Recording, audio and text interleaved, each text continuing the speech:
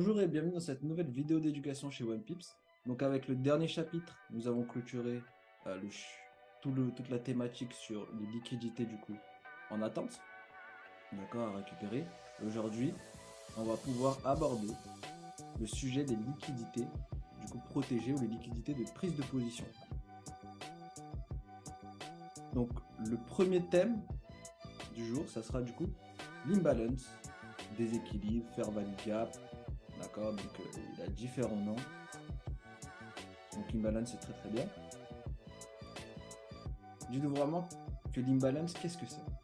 En fait, les gros portefeuilles, dites-vous une chose, c'est qu'ils vont vraiment forcément laisser leur marque sur le marché. C'est quoi leur marque? C'est que quand tu vas rentrer en position, un très fort mouvement va se produire et du coup dans une seule direction, donc c'est un mouvement unidirectionnel.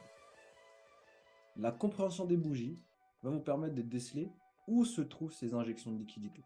D'accord?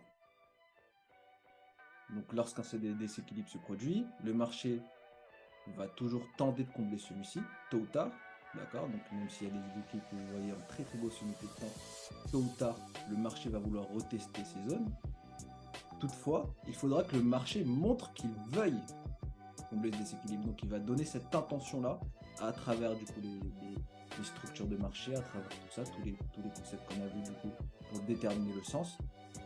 D'accord? Il faut que tout ça soit en corrélation avec du coup un déséquilibre pour que l'intention soit de combler ce déséquilibre. D'accord? Donc, petite nota bene, un mouvement impulsif suivi d'un déséquilibre seul ne suffit pas pour donner une direction. D'accord? Comme je vous ai dit avant, ça c'est un concept que vous n'utilisez pas tout seul. C'est pas parce que vous voyez un déséquilibre que ça veut dire qu'il faut se placer à l'achat ou à la vente. D'accord? Ça ne veut strictement rien dire. Le déséquilibre est un concept que vous utilisez en plus de tout ce que vous avez déjà pu accumuler depuis le départ. Et ça, c'est du coup valable pour tous les concepts qu'on va voir à la suite. Donc, tous les concepts de cette formation sont à utiliser ensemble. Donc là, je vais vous montrer un petit exemple directement de déséquilibre et d'équilibre du marché, d'accord? Pour que vous voyez vraiment la différence. Donc si on regarde sur le côté gauche, ici on voit que c'est un marché équilibré. Qu'est-ce que ça veut dire? Ça veut dire que toutes les bougies sont interconnectées, d'accord? Donc on voit ici, si on trace un trait comme ça, si on trace un trait comme ça, si nous traçons un trait ici, on voit bien que toutes les bougies sont connectées, d'accord? Donc ici à ce niveau-là, on a eu la clôture du coup ici.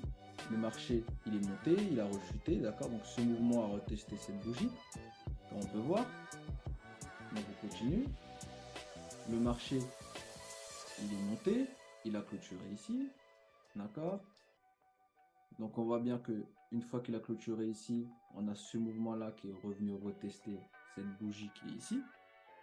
Et enfin le marché, il a clôturé à la hausse, d'accord? Donc on voit bien que toutes les bougies sont connectées. Et si on compare cela au déséquilibre, donc si on refait le même travail, d'accord?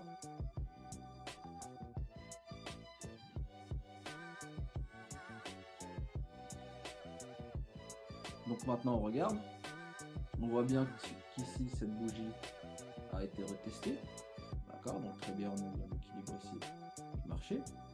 Ensuite le marché il est monté, donc il a commencé ici, il est monté, il a clôturé ici, et ce mouvement-là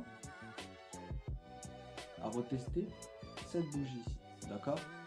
Mais qu'est-ce qu'on remarque? On remarque qu'entre ce niveau-là et ce niveau-là, contrairement à ici, ne sont pas connectés. D'accord? Donc, ce vide qu'on voit ici, là, c'est ça qu'on va appeler imbalance ou déséquilibre. D'accord? Donc, on va avoir des exemples directement sur le marché pour que vous puissiez comprendre. Donc, ici, on est sur l'indice du Dow Jones en 3 days, donc en 3 jours. On voit entre ce niveau-là et ce niveau-là, on a bien eu le déséquilibre du marché. D'accord? Donc, ici, on voit que le marché est tout à fait équilibré. Donc, il monte, il monte, il monte. Ici, tout a été comblé par ce niveau. On a eu ce mouvement. Et enfin, nous avons eu ce mouvement baissier. Et ce mouvement baissier, on voit bien que dans cette zone, le marché n'a pas encore retesté. D'accord? On n'a pas eu de mèche ici qui vient retester la zone pour que le marché puisse continuer à la baisse. Donc on va aller en un jour histoire de zoomer pour voir ce qui se passe dans le déséquilibre. Et dans ce déséquilibre, on voit qu'il y a de nouveau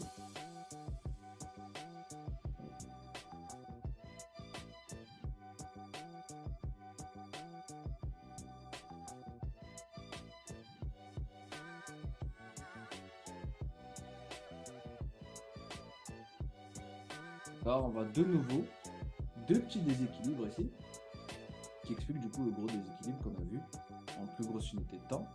Donc on voit bien qu'on a cette zone là retestée, cette zone là retestée que le marché en fait il va attendre à combler.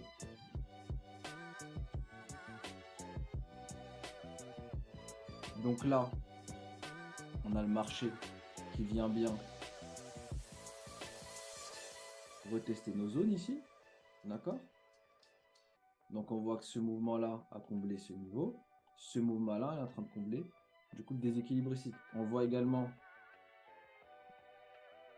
un déséquilibre ici qu'il faut également combler. Donc qu'est-ce que ce déséquilibre nous indique? Il nous indique tout simplement qu'ici, d'accord, beaucoup d'argent a été injecté pour créer ce mouvement impulsif.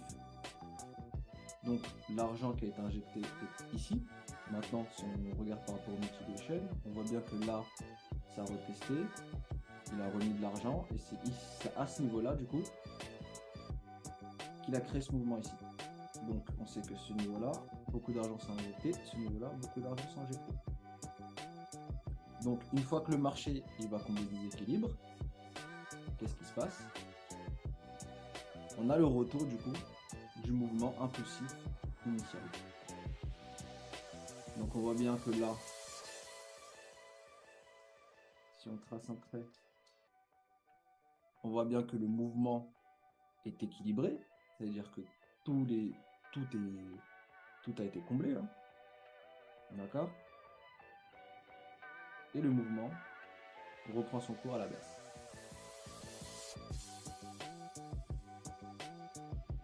Donc on voit ici, en 3 days, ce qu'on cherchait à combler a été fait. D'accord? Donc on avait ce niveau-là et ce niveau-là.